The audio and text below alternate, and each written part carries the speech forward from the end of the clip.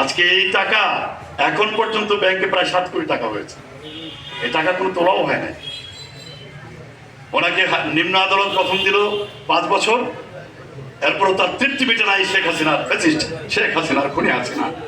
হাইকোর্টে তার ফরমাসি রায় সেই রায়কে 10 বছর করে দিল। ওনাকে যখন গ্রেপ্তার করা হয়, উনি যখন আদালতে হাজির হলেন 2018-তে ফেব্রুয়ারিতে, আমরা সেদিন আদালত প্রাঙ্গণে ছিলাম। ওই আলিয়া মাদ্রাসা আদালত প্রাঙ্গণে আমরা মিছিল করে আমরা গিয়েছি গুলশান থেকে ম্যাডামের পিছনে পিছনে। প্রিয় ভাইরা, আমাদেরকে অনেক বিভিন্ন রাস্তায় বাধা দেওয়া হয়েছে। মগবাজার মালিকবাগ হয়ে আমরা যখন আলিয়া মাদ্রাসা থেকে ছুটছিলাম কাকরাইল হয়ে, আমাদেরকে পুলিশে ব্যাপকভাবে বাধা দেওয়ার পরও হাজারো হাজারো কর্মীরা ম্যাডামের সঙ্গে আমরা ছুটে গিয়েছি। বানানো ফরমাসি রায় ওনাকে জেলে নেওয়া হলো, এমন একটি কারাগারে রাখা হলো, কেন্দ্রীয় কারাগার, যেটা আপনারা অনেকে জানেন। ওই ঢাকায়, পুরান ঢাকায় যে জেলখানাটি, সেখানে প্রায় অনেক ভাঙচুর ছিল। ছোট্ট একটি সংস্কার করা একটা পুরোনো বিল্ডিং এর মধ্যে কাঠের উপরে বর্তে বলতে ওনাকে দোতলায় উঠতে হলো, ওনার পায়ে প্রবলেম ছিল। এভাবে একটা বাজে একটা বিল্ডিং এ, পুরানো বিল্ডিং এ তাকে রাখতে দেওয়া হয়েছে, এইভাবে ওনাকে কষ্ট দেওয়া হয়েছে। এরপরেও আমাদের নেত্রী মাথা নত করেননি, উনি মাথা নত করেননি। অনেক প্রস্তাব দিয়েছে বেগম খালেদা জিয়ার কাছে, বেগম খালেদা জিয়া মাথা নত করেনি। উনি বলেছেন নিরপেক্ষ সরকারের অধীনে নির্বাচন হতে হবে, আমরা কোন দলীয় নির্বাচনের পক্ষে, দলীয় নির্বাচনে, দলীয় সরকারের অধীনে আমরা কোন নির্বাচনে যাব না। উনি আপসের নেত্রী উপাধি পেয়েছিলেন ওই স্বৈরাচারের বিরুদ্ধে আন্দোলনের সময় থেকে। আপনারা জানেন বেইমানি করেছিল শেখ হাসিনা 1986 সালে। ওই চট্টগ্রামে উনি গিয়ে বলেছিলেন যে এরশাদের সঙ্গে যারা নির্বাচনে যাবে সে হবে জাতীয় বেঈমান। আমরা দেখলাম পরের দিন 1986 সালে আমরা সেই চট্টগ্রামে যে ঘোষণা দিয়েছিল, পরের দিন ঢাকায় এসে উনি এরশাদের সঙ্গে জাতীয় সংসদ নির্বাচনে অংশগ্রহণ করলেন। সেই দিন থেকেই শেখ হাসিনা বাংলাদেশে জাতীয় বেঈমান হিসাবে বাংলাদেশের জনগণের কাছে চিহ্নিত হয়েছিল। প্রিয় ভাইরা, আমাদের নেত্রী বলেছিলেন এরশাদের বিরুদ্ধে এরশাদ যতক্ষণ পর্যন্ত পদত্যাগ না করবে, যতক্ষণ পর্যন্ত এই ভোটবিহীন স্বৈরাচার এরশাদ পতন না হবে, ততক্ষণ পর্যন্ত তার দিনে আমরা কোন নির্বাচনে যাব না।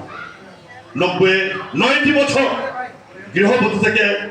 গৃহবধূ হয়ে তাকে ঘর থেকে বেরিয়ে আমাদের কিছু নেতৃবৃন্দ তাকে ঘর থেকে এনে নেতৃত্ব দিয়েছিলেন। প্রিয় ভাইরা, উনি আপসহীন নেতৃত্ব দিয়েছেন, অনেক অত্যাচার সহ্য করেছেন, 9টি বছর আন্দোলন করেছেন, জেল করেছেন, জুলুম করেছেন, কিন্তু এরশাদের কাছে মাথা নত করেনি। উনি আবারও এরশাদকে পদত্যাগ করে বাধ্য করে 1990 সালে উনি 6 ডিসেম্বর আপনার পদত্যাগ করতে এরশাদ বাধ্য হয়েছিল।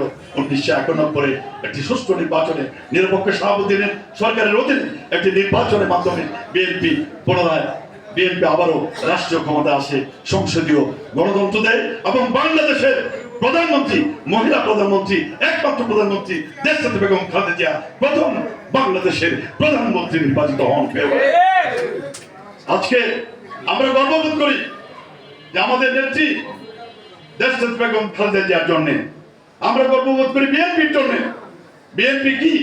বিএনপি এই দল যে একটি মুক্তিযুদ্ধের সংগঠনের দল, যে মুক্তিযুদ্ধে যিনি স্বাধীনতা ঘোষণা দিয়েছিলেন যখন 1971-এর 25শে মার্চ কাল রাতের পূর্বে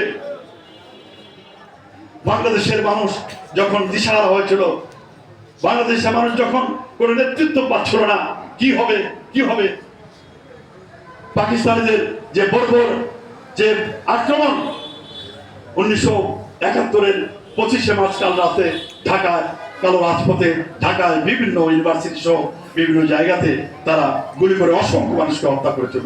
এই হত্যাযজ্ঞের সময় আওয়ামী লীগের কোন নেতৃত্ব আমরা শুনিনি। মানুষ দিশাহারা হয়েছিল কি হবে দেশে। আমরা সেই পরের দিন সকালবেলা দেখলাম কালুরঘাট বেতার কেন্দ্র থেকে একজন মেজর জিয়া বলছি I declare independent of Bangladesh.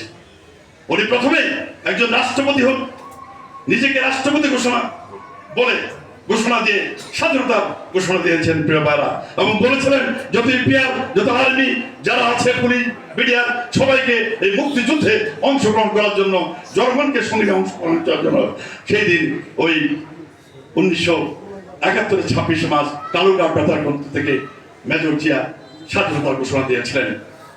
প্রিয় ভাইরা, ওনার স্ত্রী সন্তানরা সেই দিন আপনার ক্যান্টনমেন্ট দিচ্ছিল, তাদের প্রতি কোনো খেয়াল না করে, তাদের কি হবে এই সমস্ত চিন্তা না করে দেশভক্তিকার জন্য, দেশের জন্য, দেশের স্বাধীনতার জন্য, কথা বলার অধিকারের জন্য, ভোটের অধিকারের জন্য, এদেশের স্বাধীনতার জন্য আমাদের বিএনপির প্রতিষ্ঠাতা চেয়ারম্যান শহীদ রাষ্ট্রপতি জিয়াউর রহমান উনি সেদিন তার সমস্ত কিছুকে, ভোগ বিলাস, আল্লাহ, পরিবারকে বাদ দিয়ে সেদিন উনি জানতেন যদি এই যুদ্ধ, এই ঘোষণায় যদি কোনোদিন আমরা পরাজয় বরণ করি, তার ফাঁসি হবে, তার সন্তানরা হবে, তার সাথে বিদ্রোহ করেছে, এই বিদ্রোহের জন্য তাকে ফাঁসি কাজটি করতে হবে। কাজেই আমরা মনে করি উনি একজন স্বার্থ দেশপ্রেমিক ছিলেন। আমরা গর্ববোধ করি শহীদ রাষ্ট্রপতি জিয়া রহমানের বাংলাদেশ জাতীয়তাবাদী দল করে।